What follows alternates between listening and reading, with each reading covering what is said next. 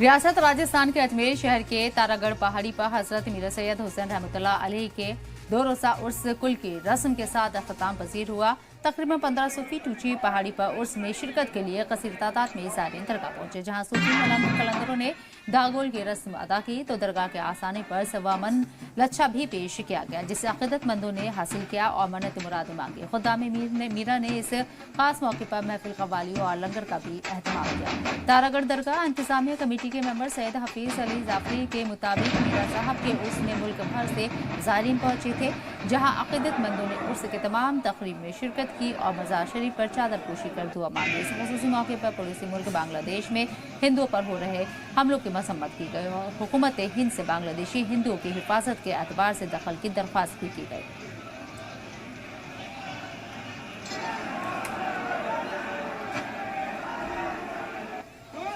हिंद के ताजदार हैं मीरा, बेकसों का करार है मीरा, जिस पे नजरे करम उठाई है उसकी ठोकर में बादशाही है। आज सुबह 9 बजे पंचायत खुदाम सैयद ज़ादगान की जानिब से हताई चौक से चादर का जुलूस चला और 11 बजे उनकी सदारत में महफिल समा हुई और उसके बाद चादर को जो है गलाफ पोश को मज़ार मुबारक पर पेश किया गया।